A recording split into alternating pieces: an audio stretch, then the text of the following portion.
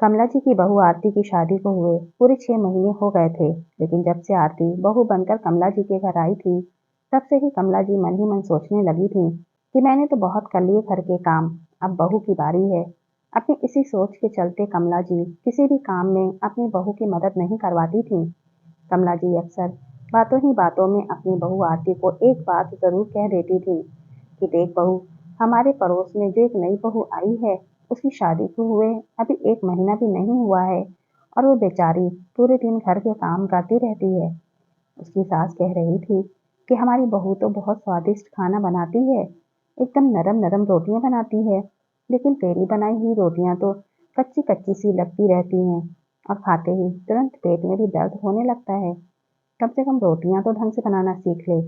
अपनी सास कमला जी की बात सुनकर आरती को गुस्सा तो बहुत आया कि अभी इनको दो सुना दूं, लेकिन बेचारी मन महसूस कर रह गई और सोचने लगी कि मैं तो अच्छे फुलके बनाती हूँ। अगर मेरी बनाई हुई रोटियां इतनी ही कच्ची होती हैं, तो फिर माँ जी इतनी फटाफट से खा कैसे लेती हैं?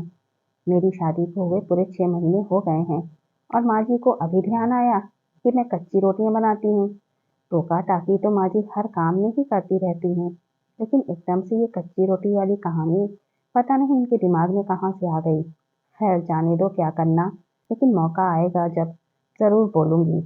ये सोचकर आरती चुपचाप बिना बोले काम में लग गई, क्योंकि आरती के पति रोहित आर्मी में थे और उनकी पोस्टिंग जम्मू में थी, तो इस कारण से बेचारी साथ में भी नहीं जा सकती थी और अपने घर की छोटी मोटी बातें बताकर उनको दुखी भी नहीं करना चाहती थी।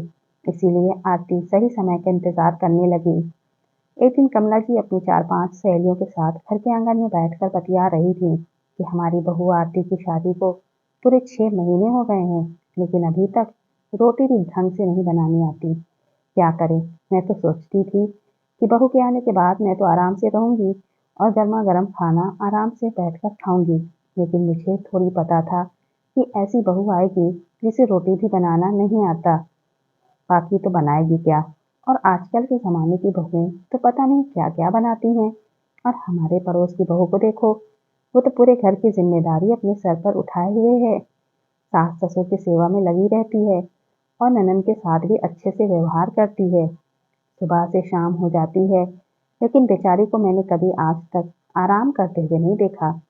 मैं तो भगवान से यही प्रार्थना करती हूँ कि हे भगवान, ऐसी बहू सबको मिले जो अपने परिवार के लिए दिन रात काम में लगी रहती है और उनकी प्रत्येक जिम्मेदारी निभाए। तभी कमला जी की सहेलियां भी कहने लगी कि क्या बात करती हो कमला, क्या तुम्हारी बहू को रोटी भी बनानी नहीं आती? मैं तो जब भी तुम्हारे घर आती हूँ तो देखती हूँ कि तुम्हारी बहू कुछ ना कुछ काम में लगी ही रहती है।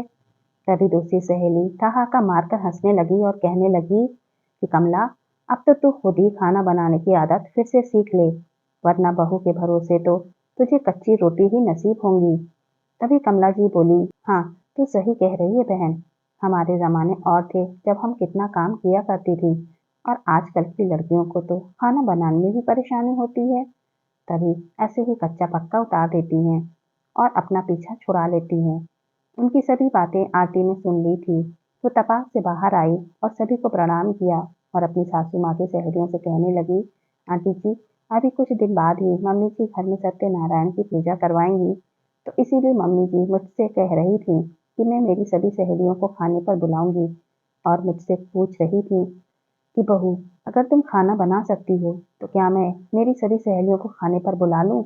तो मैंने भी बोल दिया कि मम्मी जी क्यों नहीं, आप अपनी सभी सहेलियों को खुशी से आमंत्रित कीजिए। मैं उनके खाने पीने और उनकी पसंद की चीजें बनाने में कोई कसर नहीं छोड़ूंगी। आप बुलाएं तो सही। तभी कमला जी के तो होश ही उड़ गए और वो सोचने लगी कि मैंने तो सहेलियों को आमंत्रित करने के लिए कहा ही नहीं था। फिर भी पता नहीं ये आरती बहू इनको क्यों आमंत्रित कर रही है। पता नहीं इसके दिमाग में क्या चल रहा है। क्या घर के रिश्तेदार कम थे जो मेरी सहेलियों को आमंत्रित कर रही है? खैर, जो भी है, अब बहू ने बोल ही दिया है तो इनको बुलाना ही पड़ेगा, वरना ये सब मुझसे नाराज हो जाएंगी।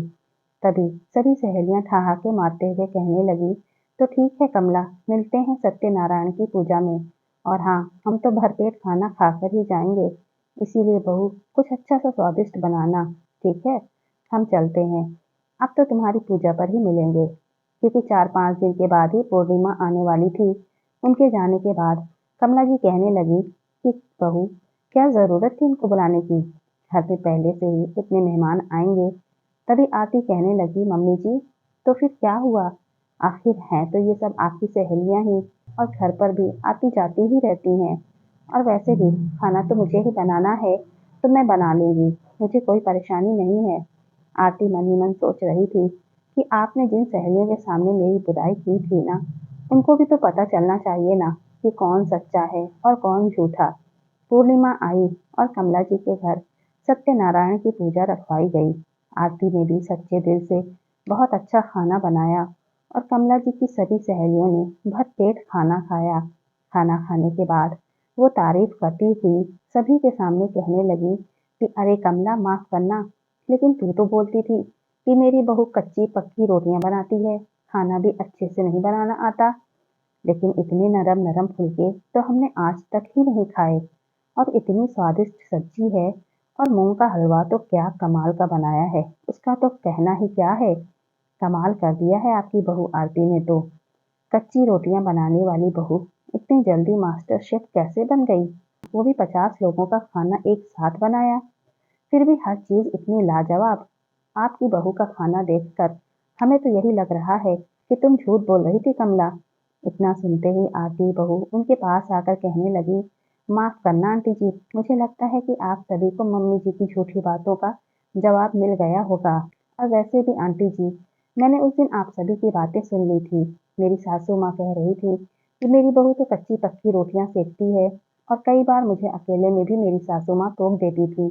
इसीलिए मैंने ही जानबूझकर आपको खाने का न्योता दिया था, ताकि आप लोग खुद ही देख सकें कि मेरी सासू माँ कच्ची रोटियां खाती हैं या फिर ऐसा खाना, क्योंकि मैं तो हमेशा ऐसा ही खाना बनाती हूँ। अब मेरी सासू माँ की नज़र में ये कच्ची रोटियां हैं, और आपकी नज़र में ये नरम नरम फुलके, ये आप ही जाने। मैं इसी मौके की तलाश में थी, कब मुझे मौका मिले, और आज मुझे मौका मिला है अपनी सच्चाई सबके सामने लाने का, और परिणाम आपके सामने है। तभी दूर खड़ी कमला जी ने उनकी बातें सुन ली और शर्म से पानी पानी हो गई। फिर कमला जी की सभी सहेलियां कमला जी से कहने लगी कि झूठ बोलने की भी हद होती है कमला। तुम पड़ोस की बहू की तारीफ करती हो, जबकि तुम्हारी खुद की बहू कितना अच्छा खाना बनाती है। इसकी समझदारी देख हम तो दंग ही रह गए। तुम्हारी बहू अच्छा खाना बनाने के साथ साथ समझदार भी है, वरना उसी दिन हमारे सामने ही तुम्हारे साथ झगड़ा भी कर सकती थी। लेकिन आरती ने ऐसा नहीं किया। उसने एक अच्छा तरीका निकाला और हम सबको इनवाइट किया, ताकि हम खुद ही देख सकें कि वो कैसा खाना बनाती है। और उसने हम सबको दिखा ही दिया कि वो कैसा खाना बनाती है। देख कमला, हम अपनी बहू को बुरी बताते हैं और पड़ोस की बहू को अच्छी बताते हैं, लेकिन क्या आपने पड़ोस वाली सास से पूछकर देखा है कि उसकी बहू कैसी है? वो भी यही बोलेगी कि मेरी बहू बिल्कुल भी अच्छा खाना नहीं बनाती है। जबकि वही बहू आपको अच्छी लगती है, लेकिन उसकी सास को नहीं। तो क्यों ना हम अपनी बहू को ही अच्छी बताएं, ताकि वो और खुशी खुशी से हमारी सेवा कर सके। कमला जी अपनी सहेलियों की बात सुनकर काटो तो खून नहीं वैसी हालत हो गई, और अपने ही झूठ की वजह से वो शर्म से झुक गई। दोस्तों, वीडियो कैसी लगी अपनी राय कमेंट में ज़रूर दीजिए, और वीडियो अच्छी लगी हो तो प्लीज़ इसे लाइक कीजिए, शेयर कीजिए, और चैनल को यदि अभी तक सब्सक्राइब नहीं किया है तो प्लीज़ चैनल को सब्सक्राइब कर लीजिए। Thanks for watching.